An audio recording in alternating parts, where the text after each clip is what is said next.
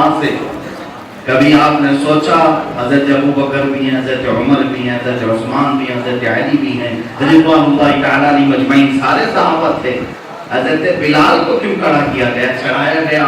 محدثین شارحین فرماتے ہیں اس لیے کہ دنیا کو یہ بتانا تھا جو نبی کے نام پر ایک زخم بھی کھا لے، جو نبی کے نام پر ایک زخم بھی کھا لے، کعبہ بھی اس کے تلووں کے نیچے آتا ہے۔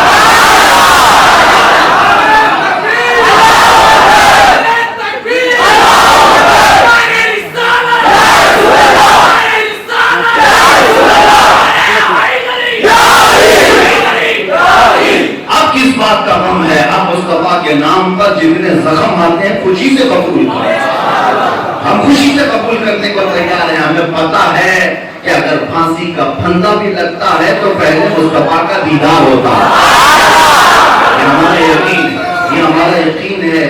اے نوجوانوں، اپنے جذبوں کو بیدار رکھو، یہ صرف اور صرف یہاں پر نعرے لگانے کے لیے نہیں، جس وقت تمہارے اوپر یہ نوبت آئے کہ میرے نبی پاک کی عزت کی بات آئے اور ایک طرف تمہارے گھر کی بات آئے، اس وقت فخر کے ساتھ کہنا دنیا کا ہر رشتہ بعد میں ہے، پہلے میرے نبی کی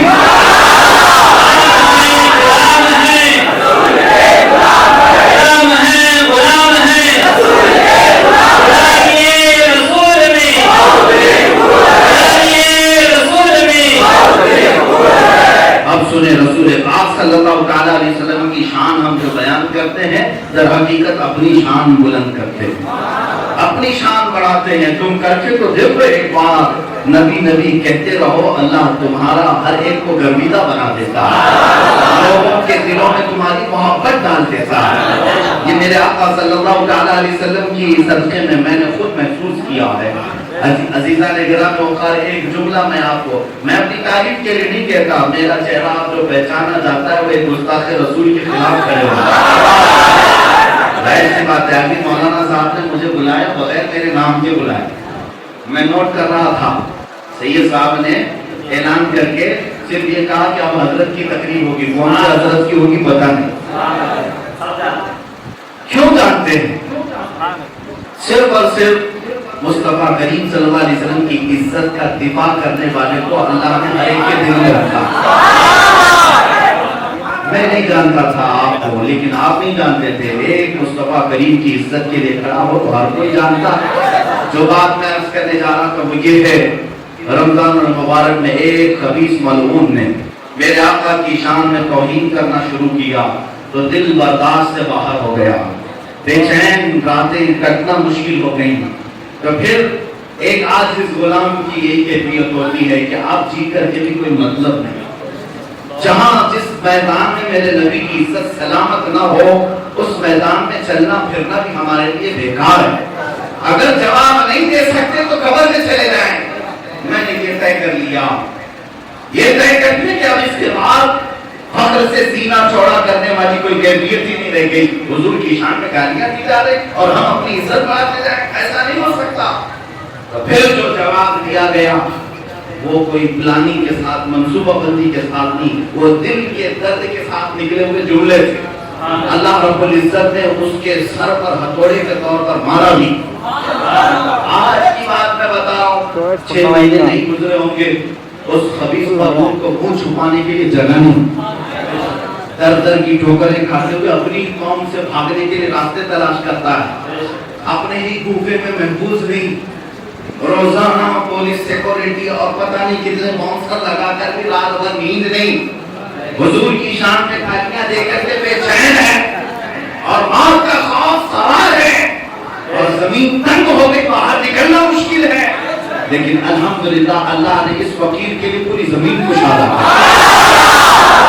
ہزار ہمارے اوپر پابندیاں، ہزار ہمارے نام پر پابندیاں لگائی جاتی ہیں ڈپارٹمنٹ کی طرف سے کہ بہت سخت بولتے ہیں، کڑک بولتے ہیں، سب ہونے کے باوجود میرا کوئی اثر و رسوخ نہیں، میرے پیچھے کوئی نیتا، کوئی سیاست نہیں، باوجود اس کے جس علاقے میں میرا قدم رکھنے کی بھی جگہ نہیں ہے۔ کیوں؟ کس بات پر؟ کس بات پر؟ یہ ساری جو عزتیں ملی ہیں اس لیے نہیں کہ کسی بڑے باپ کا بیٹا ہے، صرف اس لیے کہ نبی پاک کی غلامی میں ہے۔ رسول اللہ ہم یہی چاہتے ہیں، ہم یہی کہتے ہیں جب تک بکے نہ تھے تو کوئی پوچھتا نہ، جب تک بکے نہ تھے تو کوئی پوچھتا نہ تھا، یا رسول اللہ تم نے خرید کر ہمیں انمول دیا۔ جو بازار مصطفیٰ میں بکا پھر اس کو خریدنا تو دور کی بات، اس کی جوتیاں بھی نہیں خریدنا، کوئی قیمت نہیں لگائی جا سکتی مصطفیٰ کریم کے غلاموں کی، کوئی قیمت نہیں لگائی جا سکتی۔ بات میں اتنی عرض کر رہا تھا، آپ ان کی کر کے تو دیکھو اللہ تمہاری بات بنائے گا۔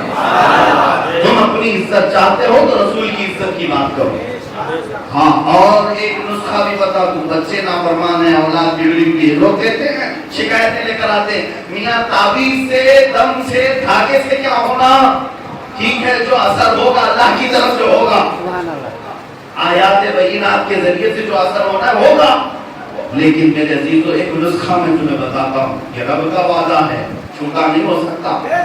اپنی اولاد کے اندر اپنی محبت نہیں، اپنی ماں کی نہیں، اپنے بھائیوں کی نہیں، اپنے بیٹے کے اندر محبت مصطفیٰ پلاؤ، اور پھر دیکھنا وہ چاہے بوڑھا ہو جائے جوان ہو کسی حالت میں ہو، تمہاری محبت اس کے سینے میں اللہ خود ڈالتا ہے۔ جس کو بچپن میں باپ نے محبت مصطفیٰ سکھایا، باپ بیمار بستر پہ بھی پڑا ہو تو بچہ ادب سے کھڑا رہتا ہے، کیوں؟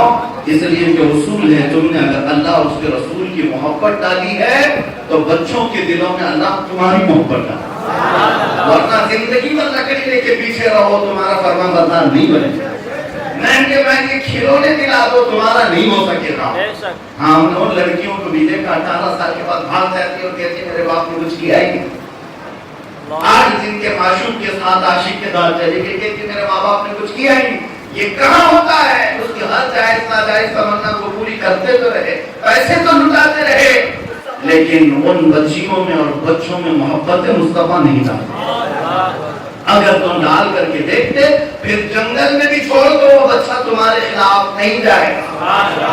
عزیزان گرامی، اب ایک بات میں آپ کو عرض کرتا ہوں جو بہت لگتی ہوئی بات ہے اور ہماری تقریر کا خلاصہ، ہمارے بیان کا لب لباب ہے، حاصل کلام۔ ہم آج جن حالات سے گزر رہے ہیں، بہت سارے معاملات ہیں، بہت سارے معاملات ہیں، کن معاملات پر گفتگو کریں ہم؟ لوگ ہم سے کہتے ہیں کہ حضرت یہاں پر نشہ زیادہ ہوتا ہے، اس پر بات کریں ہم، نشہ چھوڑ دے بچے۔ ہمارے نوجوانوں میں جوئے کی عادت آ گئی ہے، اس پر آپ بولیے، سود کے کاروبار میں اس پر بولیے۔ نوجوانوں کو عورتوں سے بچانے کے لیے آپ بتائیے کتنے موضوعات پر میں تقریر کروں، کس کس موضوع پر، کس کس عنوان پر بیان کروں، سمجھ میں نہیں آتا۔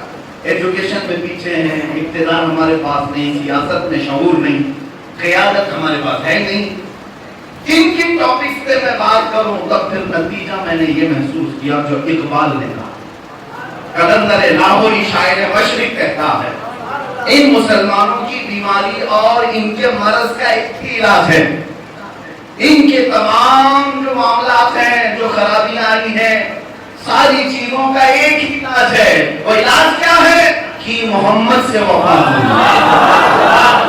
کہ محمد سے وفا تمہیں تو ہم جیسے ہیں، یہ جہاں چیز ہے کیا لوح و قلم سے۔ لبیک لبیک لبیک یا رسول اللہ، لبیک لبیک لبیک یا رسول اللہ، لبیک لبیک لبیک یا رسول اللہ، لبیک لبیک لبیک یا رسول اللہ، لبیک لبیک لبیک یا رسول اللہ۔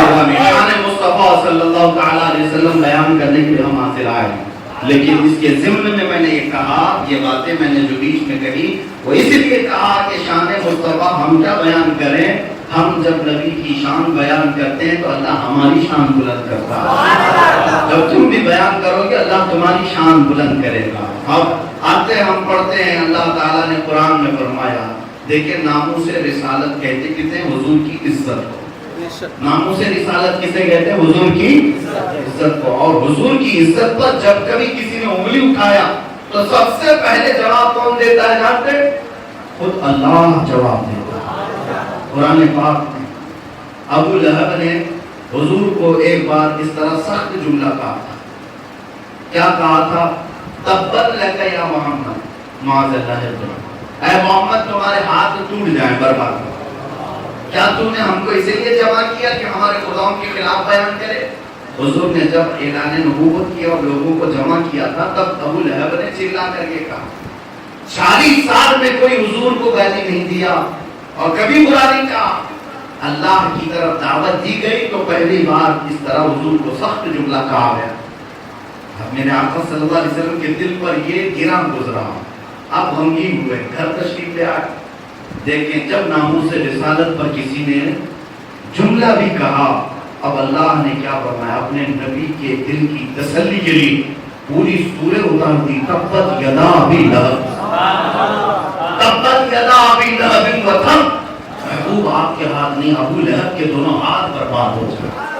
اس کا کمایا ہوا مال اسے نفع نہیں دے گا اور گردن میں پھندا لگ کر کے اس کی بیوی مر جائے گی. یہ ساری بشارتیں آئی اور ابو لہب مر بھی گیا.